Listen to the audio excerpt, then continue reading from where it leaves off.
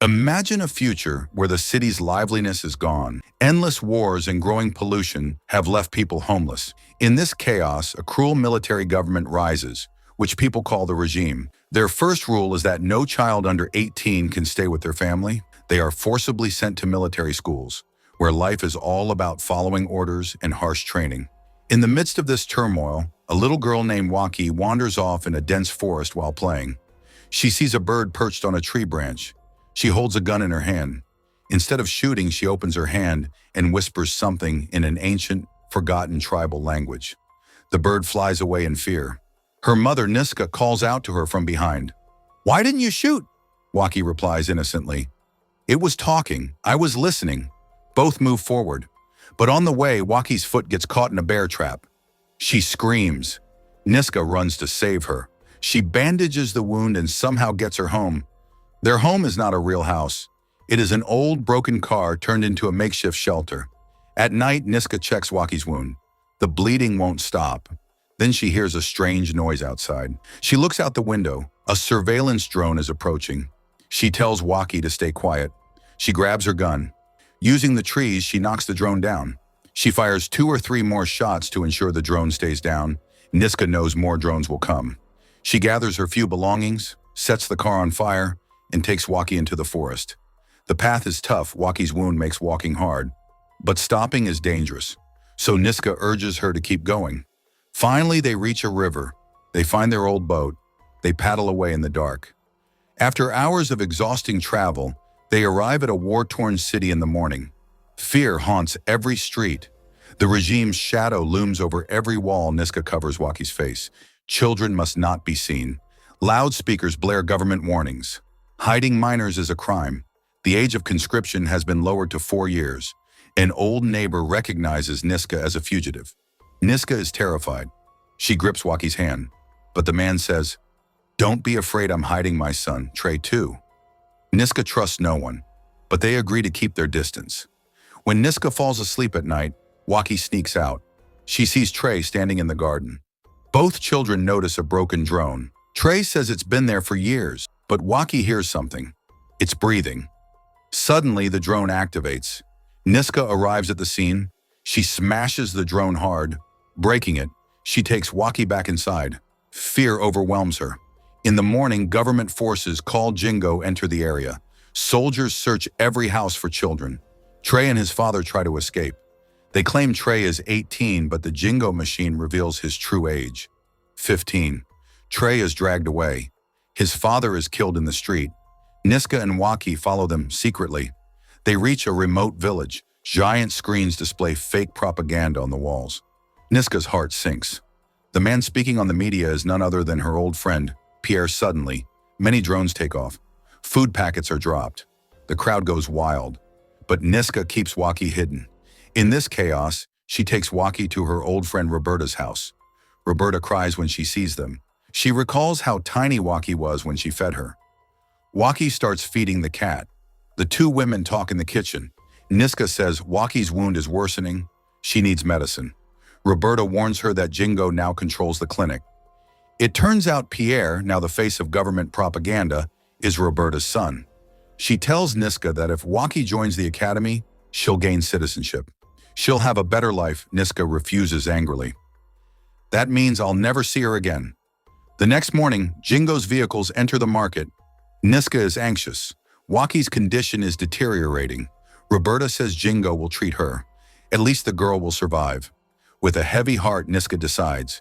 She goes out and tells the soldiers there's a child in that house. She flees from there.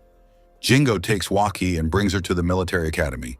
On a deserted road, Niska sits down and cries. 10 months pass. Niska lives in a rundown apartment. She gets by with small tasks. She gives her food to the hungry, but her face is always blank. The same pain lingers. Her only hope is to see her daughter again. Niska scrapes by with daily chores. She spends her days doing odd jobs in the market.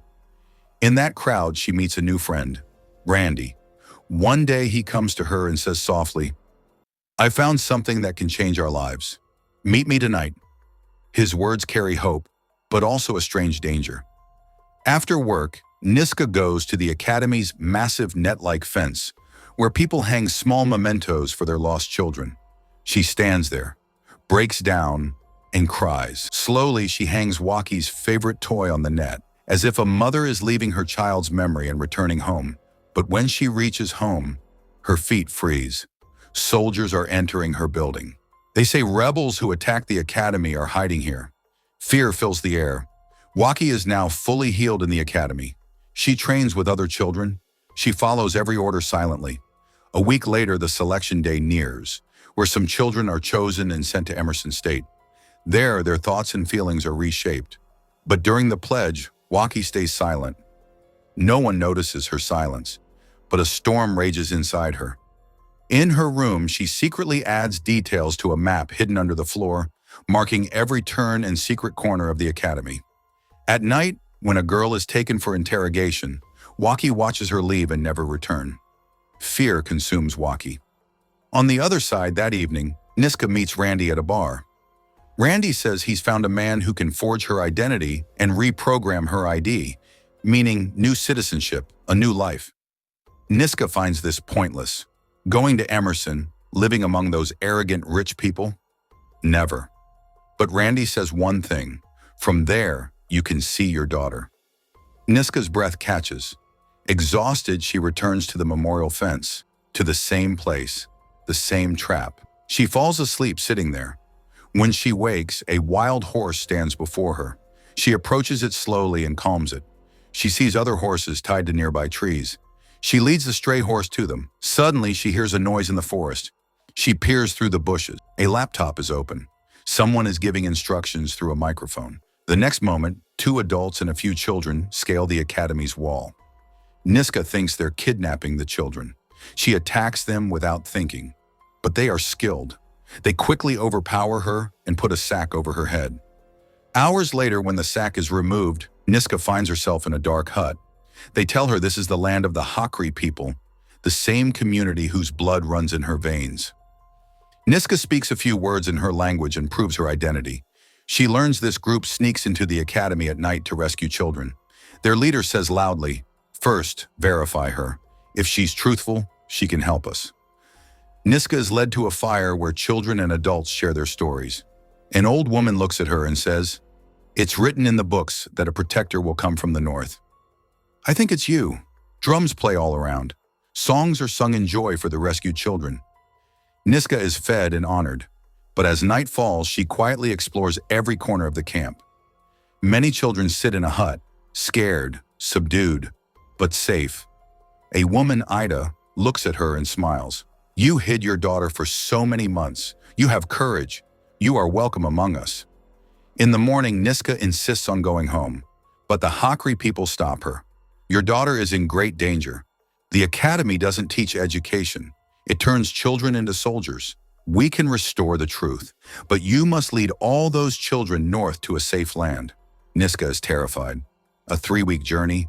Do you know drones are everywhere? How can I hide so many children? The community's warrior Leo says, if she reaches Emerson, it'll be impossible to bring her back. Her mind will never be the same.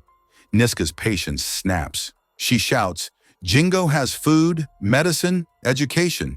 Maybe it's better there," Leo yells back. "Then why do you cry here every night?" But Niska refuses to listen. Ida says softly, "She is a chosen guardian. She just needs time."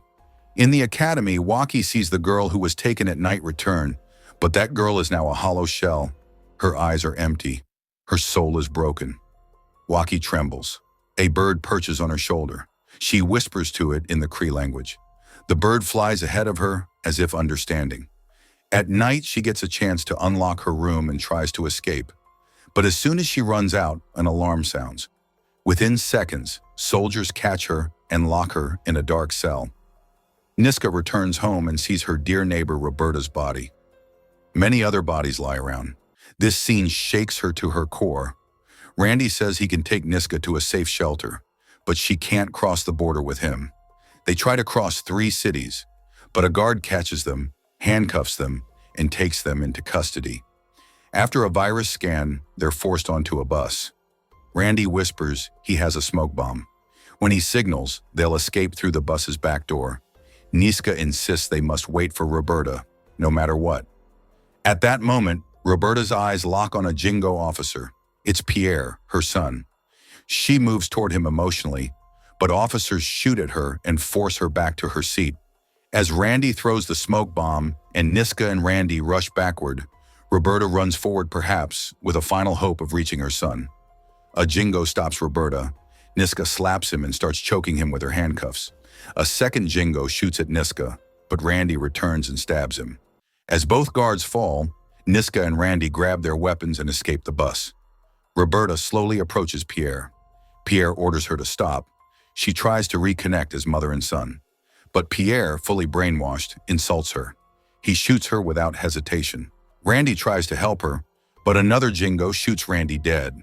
Suddenly, all the Jingo officers start falling one by one. Niska realizes Leo and Simonis have come to save her. In the Cree tradition, they bid farewell to Roberta. Niska sees Leo was right, so she decides to join the Cree community. On the way, Niska notices they've bypassed all checkpoints. Leo says his father is high in the energy department, giving him a secret passcode. He also reveals the virus was spread by the Emerson government. Now Jingo plans to start a war, using these children as their army. Meanwhile, Simonis shares a story of an old woman who prayed for 4 nights and 4 days. She saw a vision, a swarm of giant mosquitoes and a guardian from the north who will save their people. Waki is taken from her cell and sent to a room. The teacher mocks her language and identity, calling her Isabel. Waki angrily defends her identity. The teacher shows her an old video where Niska tells Jingo where to find Waki. Waki breaks down watching this. Then in weapons training, she assembles guns faster than anyone, stunning everyone. A girl accuses her of cheating and insults her. Waki snaps and fights back. The teacher, pleased with the violence, lets it continue for a few minutes. Finally, she asks if anyone else wants to fight Waki, but no one steps forward. The teacher declares Waki will go to Emerson the next day. For the first time, Waki recites the pledge with everyone. Niska hurries back to the Cree camp. She demands they leave immediately. Ida warns that Jingo has built a new road and is heading their way. They must leave tonight. Niska firmly says she won't help with any journey. After much debate, the elder agrees. First, save Waki, then Niska can decide. As night falls, Charlie guides Niska and Leo through an earpiece. They enter the academy via the sewer. When the guard station is empty, Leo sits at the computer, and Charlie hacks the academy, opening all doors. Finally, Niska finds Waki, but Waki, crying, accuses her mother of abandoning her. Niska begs for forgiveness in tears and they embrace. But then the guards detect the hack and the alarm blares. Jingo soldiers flood the corridors and Leo kills 2 to clear a path. At the same time, Charlie sees on the screen that the Cree camp has been discovered and the army is closing in. Niska knows time is short. She grabs Waki and runs, but Waki says something is coming. Charlie also spots something odd on the screen and urges them to leave now. Leo, offering himself as a sacrifice, says, "Niska, get the children out. I'll stop them." He recites a traditional prayer and charges toward the drones, but Niska returns and shoots down the drone herself. She tells Waki to lead the children out, and Charlie quickly locks the doors to slow the guards. Waki recalls her map and tells the other children she knows the way out. Meanwhile, at the Cree camp, everyone packs their bags as soldiers approach. Ida, representing the Cree, demands the soldiers let the camp evacuate safely and waits for the children. As everyone prepares, the soldiers demand surrender and start throwing gas bombs. The Cree bravely throw the bombs back, and Niska's group reaches a truck. They're shocked the soldiers let them board. Leo realizes it's a trap. Suddenly, Waki clutches her head, hearing a strange sound no one else can hear. Soon, the sky fills with drones. Niska tries to hide her in the truck, but Waki steps in front of the soldiers.